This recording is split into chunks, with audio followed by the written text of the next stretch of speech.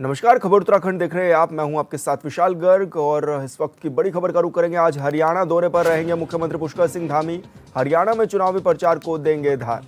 CM Dhami Panchkula से BJP प्रत्याशी के पक्ष में करेंगे जनसभा को संबोधित। पंचकूला से ज्ञानचंद गुप्ता के बीजेपी प्रत्याशी लगभग 3 जनसभाओं को आज संबोधित करेंगे मुख्यमंत्री पुष्कर सिंह धामी। तो बड़ी खबर आपको बता रहे हैं, जहां पर मुख्यमंत्री पुष्कर सिंह धामी हरियाणा दौरे पर रहेंगे और ज्ञानचंद गुप्ता के पक्ष में जनता से वोट देने की अपील भी करेंगे मुख्यमंत्री पुष्कर सिंह धामी। आज लगभग 3 जनसभाओं को संबोधित कर सकते हैं मुख्यमंत्री पुष्कर सिंह धामी। हरियाणा में उनका ये दौरा काफी अहम माना जा रहा है। मुख्यमंत्री पुष्कर सिंह धामी को स्टार प्रचारकों की लिस्ट में शामिल किया गया था और इस दौरान अब मुख्यमंत्री हरियाणा में चुनाव प्रचार करेंगे।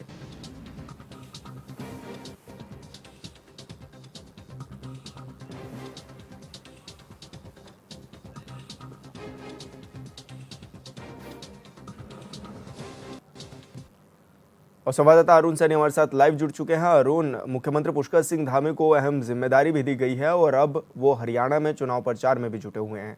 क्या कुछ कार्यक्रम रहने वाले हैं मुख्यमंत्री पुष्कर सिंह धामी के आज के? जी विशाल, हरियाणा और जम्मू कश्मीर में विधानसभा के चुनाव हैं और ऐसे में प्रचार प्रसार जो है चुनाव प्रचार चल रहा है और भारतीय जनता पार्टी के जो प्रत्याशी हैं उनके समर्थन में मुख्यमंत्री पुष्कर सिंह धामी प्रचार करते हुए भी दिखाई दे रहे हैं।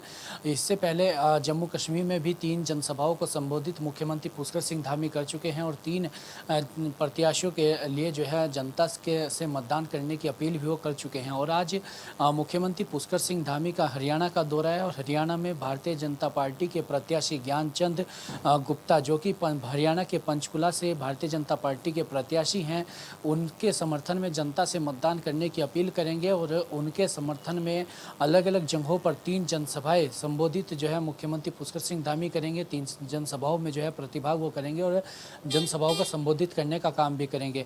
तो मुख्यमंत्री पुष्कर सिंह धामी को स्टार प्रचारकों की सूची में भी जो है वो शामिल किया गया है और जिसमें तरीके से जो 40 स्टार प्रचारकों की सूची हरियाणा में भी जारी हुई थी, जम्मू कश्मीर में जारी हुई थी, तो उसमें भी मुख्यमंत्री पुष्कर सिंह धामी का नाम तीसरे चौथे नंबर पर रखा गया था। ऐसे में कुल मिलाकर देखा जा सकता है कि मुख्यमंत्री पुष्कर सिंह धामी की जो डिमांड है वो लगातार जो है बढ़ रही है और केंद्रीय नेतृत्व लगातार जो है उन पर भरोसा जता रहा है और केंद्रीय नेतृत्व की पहली पसंद मुख्यमंत्री पुष्कर सिंह धामी बनते हुए दिखाई दे रहे थे और ऐसे में दे रहे हैं। और ऐसे में हरियाणा में भी जो है उन्हें बुलाया गया है और हरियाणा में जो है वो प्रचार प्रसार गरमाने का काम करेंगे, प्रचार को पूरी धार देंगे और ऐसे में भारतीय जनता पार्टी के जो प्रत्याशी हैं उनके समर्थन में जो है मतदान करने की जनता से अपील भी करेंगे।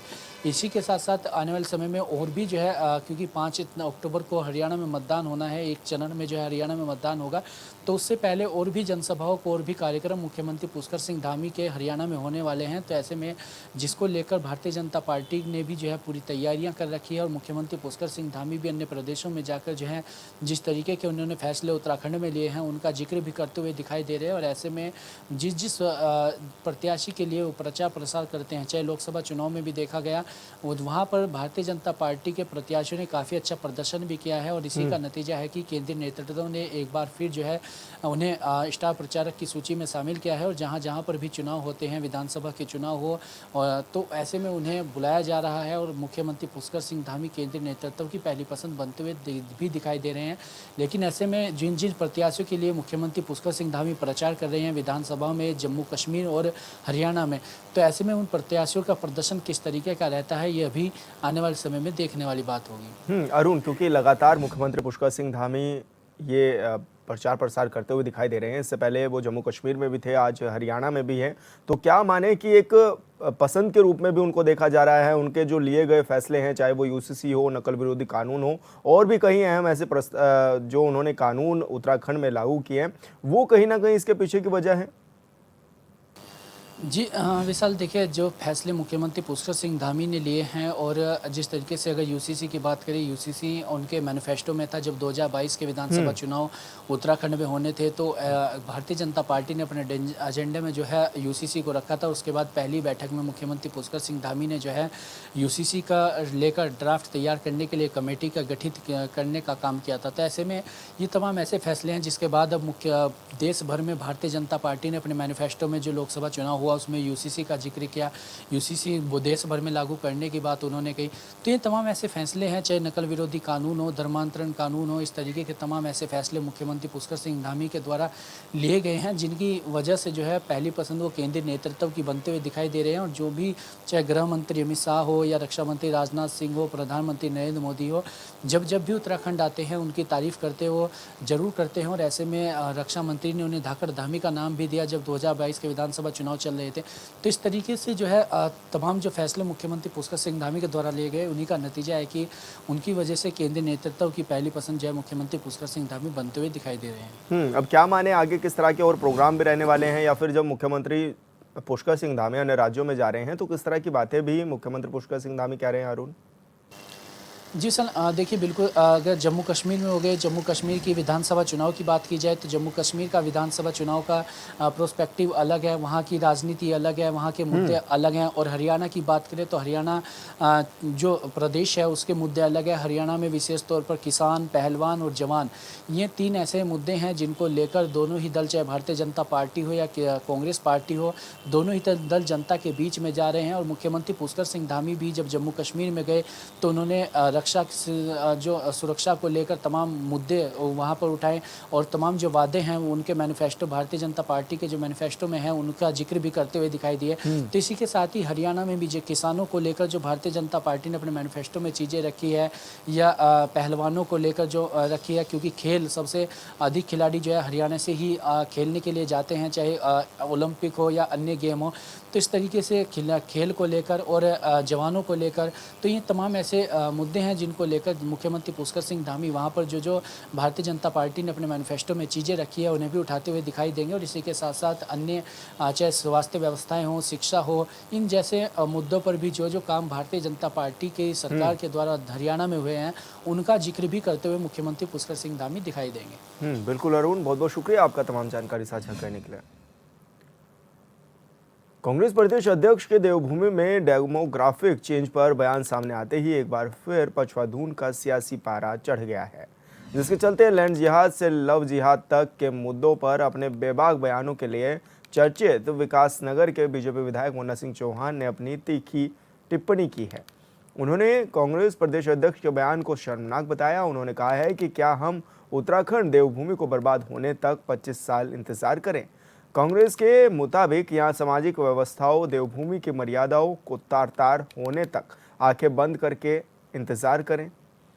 कांग्रेस पार्टी तुष्टीकरण के लिए किस हद तक गिरेगी? दुखद है और बेशर्मी की हद है। रात को जो घटना हुई और आज जो रात को घटना में कही तो सही साबित हुई, वो दोनों अपराधी गिरफ्तार हो गए और उस नाबालिग बच्ची ने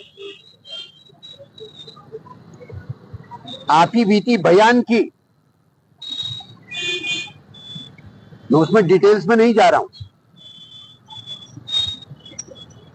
क्योंकि उस मर्यादा का मैं पालन करूंगा। बजाय उस पे चिंता जाहिर करने के, बजाय उसको कंडेम करने के,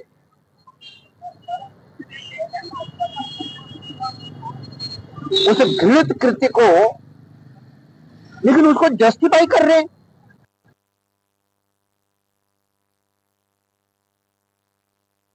टनकपुर चंपावत नेशनल हाईवे स्वाला के पास पिछले कई दिनों से लगातार मलबा आ रहा है। 4 दिनों तक लगातार हुई बारिश से हाईवे पूरी तरह बाधित हो गया है। अब मौसम साफ होने के बाद मलबा हटाने का काम तेजी से किया जा रहा है। कड़ी मशक्कत के बाद स्वाला के पास से वाहनों को आगे के लिए रवाना किया जा रहा है। वहीं रविवार शाम को डीएम नवनीत पांडे ने मौके पर पहुंचकर मलबा हटाए जाने का निरीक्षण भी किया और मौके पर मौजूद अधिकारियों से पूरे कार्यों की जानकारी भी ली। साथ ही डीएम ने लोगों से एनएच को दुरुस्त करने में एनएच और प्रशासन का सहयोग करने की भी अपील की है।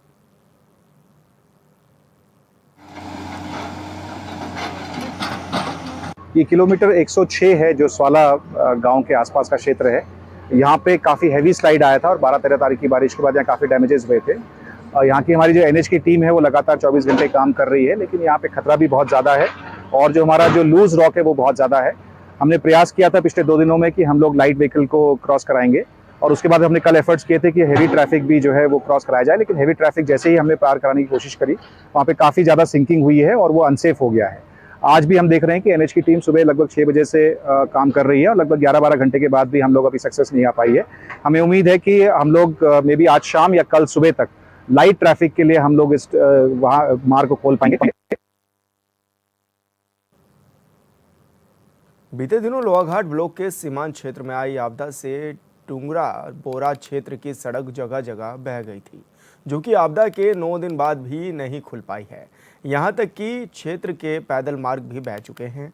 वहीं ग्रामीणों ने क्षेत्र में वायरल फीवर, पीलिया समेत अन्य बीमारियां होने की भी शिकायत दर्ज की है, जिसका संज्ञान लेते हुए एसडीएम रिंकू बिष्ट ने सीएमओ चंपावत को डुंगरा बोरा क्षेत्र में स्वास्थ्य टीम भेजने के निर्देश दिए हैं, जिसके बाद डॉक्टर मनजीत सिंह ग्रामीणों के उपचार के लिए दवा समेत रवाना हो गए हैं, लेकिन रास्ते टूटे होने की वजह से वो गांव तक नहीं पहुंच पाए हैं। डॉक्टर मनजीत सिंह ने बताया है कि उन्होंने किसी तरह दवा को मंडवा के हेल्थ एंड वेलनेस सेंटर भिजवा दिया है, जहां सीएचओ रजनी शिरोला और आयुर्वेदिक चिकित्सक मौजूद हैं और वो लोगों की सेवा करते हुए नजर आ रहे हैं।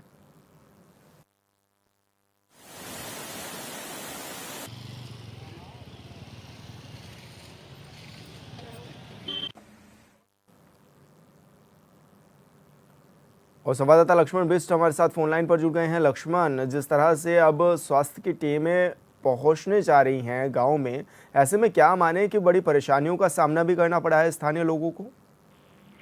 जी, मैं बताना चाहूंगा, जो बीते दिनों आपदा आई, जो बादल फटा सीमांत क्षेत्रों में, तो उससे क्षेत्र की जो सारी सड़कें बह गई। तो इन्हीं में एक सीमांत क्षेत्र है डुंगरा बोरा। तो आज जो है 9-10 दिन बीत जाने के बाद भी अभी तक वहां की जो सड़क बही थी अभी तक सुचारू नहीं हो पाई, जिससे एक प्रकार से कहें कि ग्रामीण अपने घरों में कैद हो गए, क्योंकि पैदल रास्ते भी बह चुके हैं। इसी तरह जो है ग्रामीण जान हथेली पर रख के यात्रा कर रहे। तो जो वहाँ बीमारियां फैली थी, ग्रामीणों ने शिकायत की थी, तो एसडीएम के निर्देश पर जो है स्वास्थ्य विभाग की टीम वहाँ भेजी गई, लेकिन रास्ते ना होने से और जो है स्वास्थ्य टीम ने काफी कोशिश की पहुंचने की, लेकिन नहीं पहुंच पाए। तो जो डॉक्टर मनजीत सिंह गए थे, उनके द्वारा किसी तरह दवा अग्रिम जो वो है गांव है मंडवा तक भेजी गई है। तो वहाँ जो हेल्थ एंड वेलनेस सेंटर है, तो वहाँ के थ्रू जो है उस दवाइयों का वितरण ग्रामीणों को किया जा रहा है। जी, फिलहाल स्थिति काफी गंभीर है इन क्षेत्रों की। जी विशाल, अब ऐसे में स्थानीय लोगों को कितनी परेशानियों का सामना भी करना पड़ रहा है, क्योंकि उनको भी बेहतर उपचार नहीं मिल पा रहा है, क्योंकि डॉक्टरों की टीम तो पहुंच नहीं पा रही है। जी, मैं बताना चाहूंगा, इस समय में ग्रामीणों को काफी बड़ी दिक्कतों का सामना करना पड़ रहा है, जहां गांव में वायरल या अन्य बीमारियां फैली हुई हैं। तो दूसरा, आप क्या वहां जो रोड बह चुकी है, उस वजह से वहाँ खाद्यान्न का भी जो संकट होने लगा, ग्रामीणों के पास राशन की कमी होने लगी है, पेयजल या योजनाएं बह चुकी है, तो पानी की भी वहाँ काफी दिक्कतें हो रही हैं, स्कूल बंद पड़े हैं। तो काफी इस समय में ग्रामीण काफी दिक्कतों का सामना करना पड़ रहा है। अगर जल्द सड़क नहीं खोली गई तो इस हाथ जो उस क्षेत्र के जो है बेकाबू हो सकते हैं, क्योंकि काफी ज्यादा गाँव जो है इस सड़क से जो है जुड़े हुए हैं। डुंगरपुरा से लेकर लास्ट गांव पायल तक के जो है इससे ग्रामीण जुड़े हुए हैं। जी, ऐसे में शासन प्रशासन के लोग क्यों इस ओर ध्यान नहीं दे रहे हैं, लक्ष्मण? जी, प्रशासन के द्वारा जो वहाँ मशीनें लगाई गई हैं रास्ता बनाने के लिए जो है, लेकिन सड़कें इतनी बुरी तरह बह गई, तो बह चुकी हैं कि उनमें जो है अभी काफी ज्यादा वक्त लगेगा और मदद पहुंचाने के लिए रास्ते बचे नहीं हुए हैं। तो शायद ग्रामीणों का कहना है कि प्रशासन सड़क खोलते रहे, लेकिन उनके लिए जो पैदल मार्ग की जो हो व्यवस्था करे, ताकि वो अपनी आवाजाही सुचारू कर सके। वहाँ से पैदल जो है जो उनका नजदीकी बाजार रौसाल पड़ता है, वहाँ से जो है राशन या अन्य चीजें जो ला सके। तो ग्रामीणों की गुहार प्रशासन से है कि पहले हमारे लिए जो है पैदल रास्ता आवाजाही के लिए तैयार किया जाए। तो प्रशासन अब इस पर जो विचार करेगा कि पैदल रास्ता पहले बना दिया जाए। जी बिल्कुल लक्ष्मण, बहुत बहुत शुक्रिया आपका तमाम जानकारी साझा।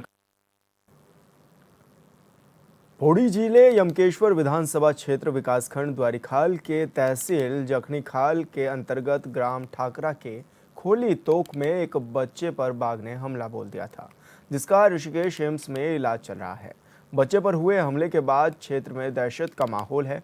क्षेत्र में बाघ और गुलदार की बढ़ती सक्रियता और बच्चों की सुरक्षा को देखते हुए जिलाधिकारी पौड़ी डॉक्टर आशीष चौहान ने कई स्कूलों में सोमवार और मंगलवार को 2 दिवसीय अवकाश घोषित कर दिया है। जो भी इंफॉर्मेशन या लाइन लिस्टिंग मिल रही है तो आपको बता दें कि बच्चों की सुरक्षा को देखते हुए डीएम ने ये बड़ा फैसला लिया है। बाघ और गुलदार की दस्तक से क्षेत्र में दहशत का माहौल भी देखा जा रहा है। ऐसे में आसपास के जो ग्रामीण हैं वो भी डर के साए में हैं और उनकी भी ये मांग थी कि स्कूलों को बंद किया जाए ताकि बच्चे सुरक्षित रह सकें। और ऐसे में डीएम ने ये आदेश भी जारी कर दिए हैं, जब 2 दिवसीय स्कूल की छुट्टी कर दी गई है। अब ऐसे में मंगलवार को भी स्कूल बंद रहेंगे। बच्चों की सुरक्षा को देखते हुए ये बड़ा फैसला लिया गया है पौड़ी प्रशासन की ओर से। डीएम आशीष चौहान ने ये आदेश जारी किए हैं, जब बच्चों की सुरक्षा को देखते हुए ये बड़े फैसले लिए गए हैं। 2 दिन का अवकाश भी स्कूलों में रहेगा। बाघ और गुलदार की बढ़ती दस्तक ने दहशत का माहौल बना दिया है।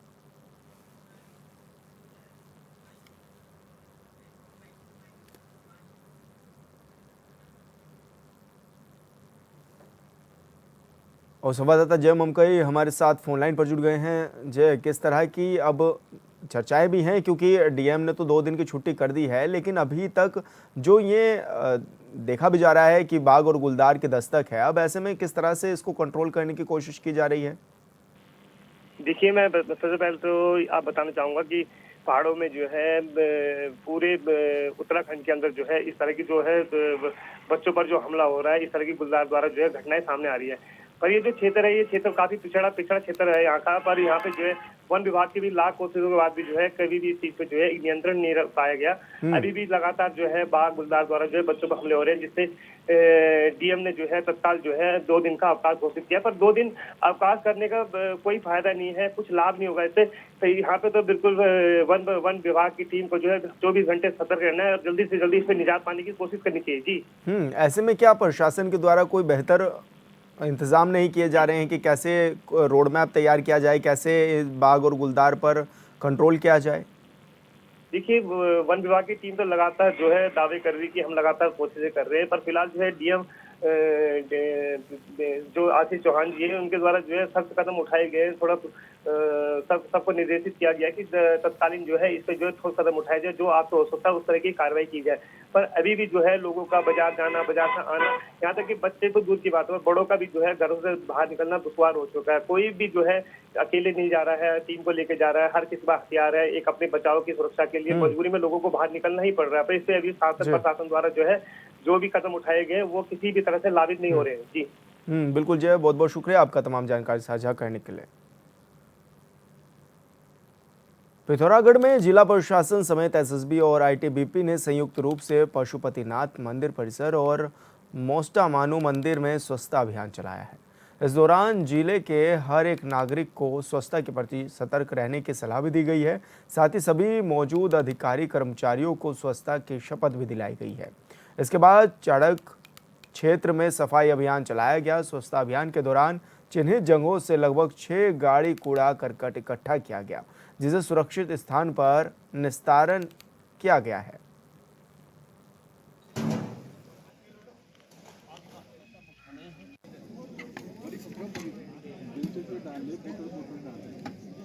इसमें आज जो है एक वृहद सफाई कैंपेन जो है कार्यक्रम आज यहाँ पर ऑर्गेनाइज किया गया है, चंडाक से लेकर मोस्ट मानू मंदिर तक।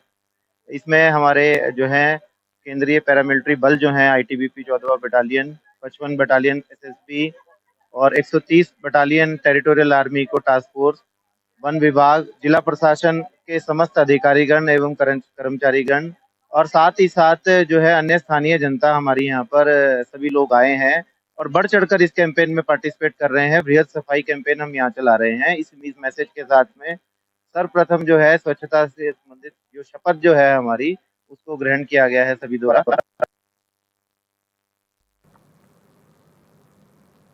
और खबर उत्तराखंड में मेरे साथ इतना ही। आप देखते रहिए HNN 24/7।